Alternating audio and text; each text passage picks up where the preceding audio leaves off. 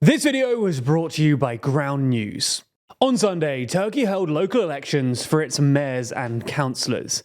And in a shocking result, the main opposition party, the CHP, beat Erdogan's AKP, winning nearly 40% of the popular vote and dominating in Turkey's big cities, most notably Ankara and Istanbul. So in this video, we're going to take a look at these results, why the CHP did so well, and whether this could spell the end for Erdogan.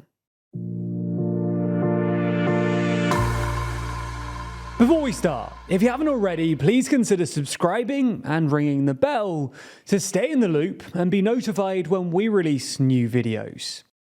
So let's start with a bit of context. The last time Turkey held local elections was way back in 2019. At these elections, Erdogan's AKP came out on top at the national level, winning 43% of the popular vote. The CHP then came second with 30% of the vote, and a new right-wing Turkish nationalist party called the Good Party came third with 8% of the vote. Anyway, while the CHP didn't do that well at the national level, this was in part because they didn't perform all that well in rural areas. But they did do much better in Turkey's big cities. Most notably, the CHP's candidate Ekrem İmamoğlu won the mayoral race in Istanbul, and the CHP candidate Mansur Yavaş won the mayoral race in Ankara. Now, the CHP's success in Ankara and Istanbul didn't go down too well with Erdogan, presumably because the mayors of Istanbul and Ankara are probably the most visible politicians in Turkey, except for the president himself. In a mark of desperation, Erdogan basically ordered Istanbul's election to be rerun, only to be beaten again a month later by an even larger margin. At the time, there was a lot of commentary about how the opposition could build off this success in Ankara and Istanbul to challenge Erdogan for the presidency. Unfortunately for the opposition though, at the presidential election last year, their candidate Kemal Kılıçdaroğlu was unable to beat Erdogan, losing by a 52-48 margin. Anyway, while the AKP performed worse than they have done in the past at the parliamentary elections, which were held at the same time, they were still able to form a majority with their coalition partner, the MHP. This was basically a win for Erdogan, who was gifted another 5-year term as president with a functioning majority in parliament. Anyway, this is why there wasn't much optimism for the opposition going into last weekend's elections. But as the results started coming in on Sunday evening, it became clear that they massively outperformed expectations, winning 37.8% of the popular vote to the AKP's 35.5%. Like in 2019, the CHP performed especially well in Turkey's urban areas, but they also performed better than expected in Turkey's rural areas, especially in the west. On top of this, İmamoğlu and Yavaş both won again in Istanbul and Ankara, this time with even larger majorities, and they both won majorities in the relevant councils, which means that they have way more power. This is the CHP's best result since 1977, and the first time that Erdogan's AKP have lost a national election since their establishment in 2001. So, what explains the opposition's success here, especially considering how badly they fared in 2023? Well, as we see it, there are 3 big reasons. The first is the economy. Now, we've done a whole load of videos on this topic elsewhere, so if you want to go and watch those, then you can find out more. But the TLDR is that Turkey has been suffering through a long-running economic crisis, which was basically caused by Erdogan insisting that the Turkish central bank cut rather than raise interest rates in the face of rising inflation. As expected, this policy stoked inflation and weakened the lira, which went from 5 to the dollar in 2019 to about 20 in May of last year. However, a month after last year's presidential election, Erdogan quietly U-turned on this policy. He installed an orthodox finance minister and central bank governor who promptly raised interest rates. Erdogan was clearly hoping that even if it meant a quick recession, rate hikes would be able to get the economy back on track before the local elections.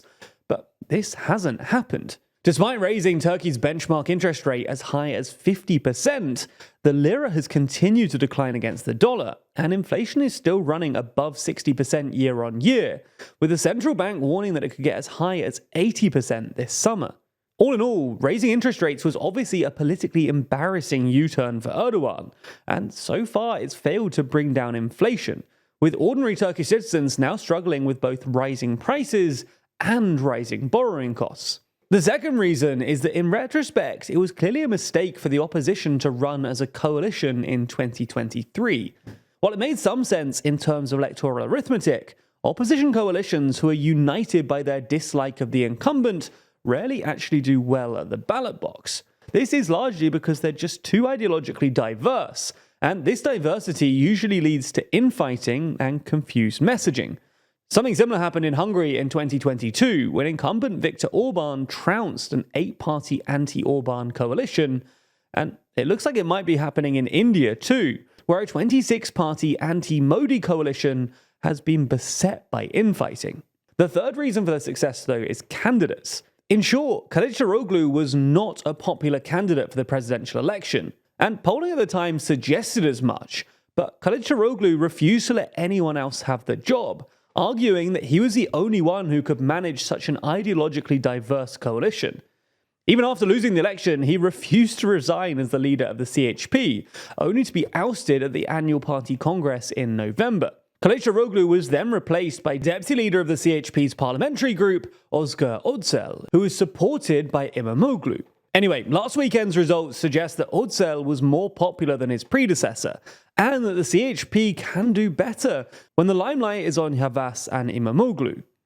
So, what does this mean for Erdogan and Turkey going forwards? Well, it'll certainly put a spanner in Erdogan's proposed constitutional reforms. For context, after last year's presidential elections, Erdogan promised to introduce a new, quote, civilian and liberal constitution after the local elections. Now, nothing's been confirmed, but many commentators assumed that, like in 2017, it would allow Erdogan to run for office again in 2028. However, the AKP's poor showing means that Erdogan doesn't have the political momentum for a constitutional reform, which would require a 3/5 majority in parliament to be put forward to a referendum and a 2/3 majority to be ratified directly. Another reason that Erdogan might be wary of doing this is that their re-election means that İmamoğlu and Yavaş now look like strong contenders for the presidency. Polling suggests that both of them would have probably beaten Erdogan last term around were it not for Kılıçdaroğlu's stubbornness, and their re-election suggests that their popularity is enduring.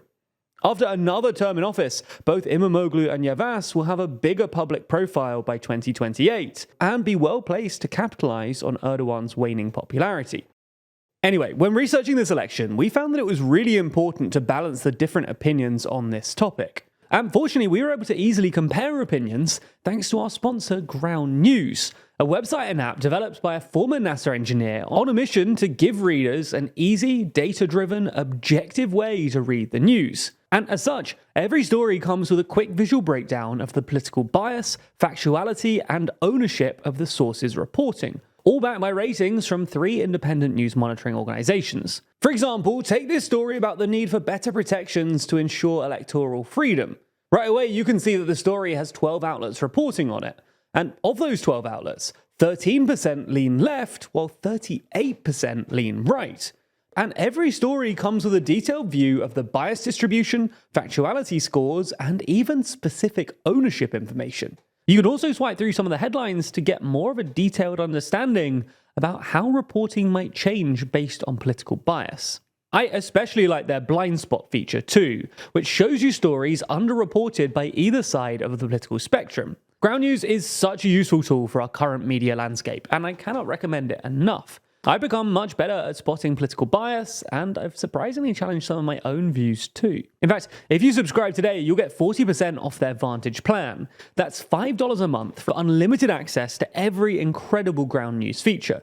This offer is only available here, so make sure you go to ground.news/TLDR or check out the link in the description to get started and support an independent news platform working to make the media landscape more transparent.